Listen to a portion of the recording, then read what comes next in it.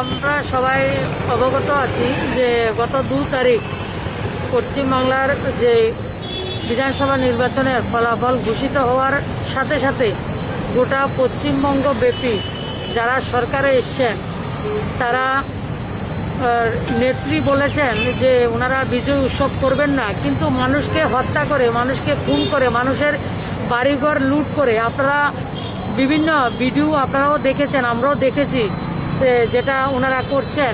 তার বিরুদ্ধে আজকে শুধু আমাদের এই জিবি বাজারে বা 6 আগরতলাতে নয়, ভারতবর্ষের গোটা রাষ্ট্রব্যাপী ভারতীয় জনতা পার্টির এই আক্রোশ চলছে। তার প্রতিরোধ এবং প্রতিবাদ আমরা সংগঠিত করছি। তো আজকে আমরা পশ্চিমবঙ্গের নবনির্বাচিত সরকারকে আমরা হুঁশিয়ারি দিতে চাই যে তারা যেটা করছেন সেটা গণতন্ত্রকে ওনারা হত্যা করছেন। আমরা গণতন্ত্রকে রক্ষা করার জন্য ওনাকে আমরা অনুরোধ করছি, এবং যদি সেটা না করেন তাহলে ভারতীয় জনতা পার্টিও সেটা জবাব দিতে জানে।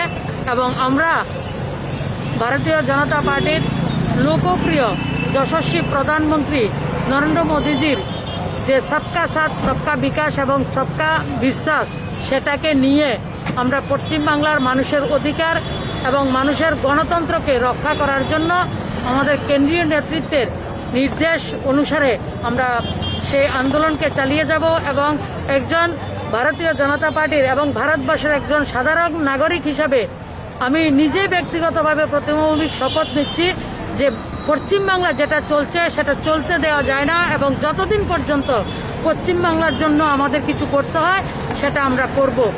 আপনারা গতকালকে দেখেছেন যে ভারত ভাগ হওয়ার পরে মানুষ যেমন তল্পা নিয়ে নিজের মা বোনদের ইজ্জত রক্ষা করার জন্য সেই পূর্ব পাকিস্তান থেকে, পশ্চিম পাকিস্তান থেকে ভারতবর্ষে আশ্রয় নিয়েছিল।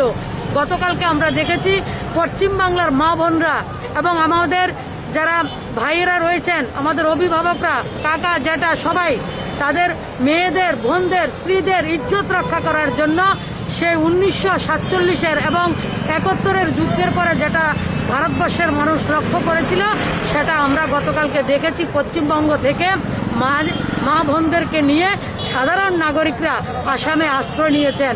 সে ভারত ভাগের পরের যে আতঙ্কটা, যে গণহত্যাটা হয়েছিল, আজকে পশ্চিমবাংলা সেই গণহত্যাটা, যেটা পশ্চিমবাংলা আমরা জানি যে বাংলা যেটা আজকে চিন্তা করে গোটা দুনিয়া সেটা পরের দিন চিন্তা করে।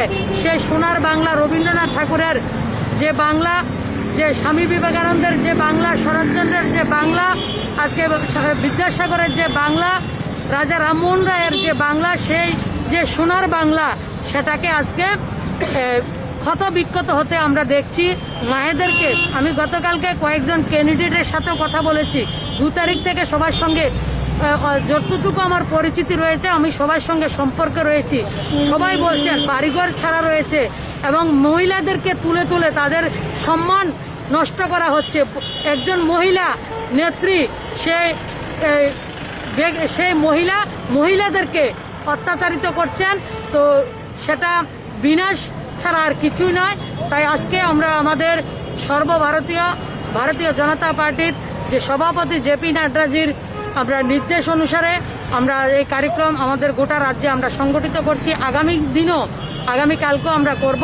এবং আজকে সন্ধ্যায় পশ্চিমবাংলা ভারতীয় জনতা পার্টির যতজন কার্যকর্তা নিহত হয়েছেন তাদের আত্মার শান্তির জন্য এবং পশ্চিমবাংলার যে অন্ধকার সেটাকে মুছে দেওয়ার জন্য এবং পশ্চিমবাংলার আন্দোলনের সঙ্গে গোটা দেশ, গোটা রাষ্ট্রের ভারতীয় জনতা পার্টির কার্যকর্তা রয়েছেন, তার জন্য আজকে আমরা প্রত্যেকে, এক যে ব্যক্তি, এক কার্যকর্তা 5টা করে মোমবাতি আমরা প্রত্যেকের বাড়িতে, আমরা বাড়ির দরজাতে আমরা জ্বালাবো এবং 7টার সময় সেই কার্যক্রম আমরা সংগঠিত করব।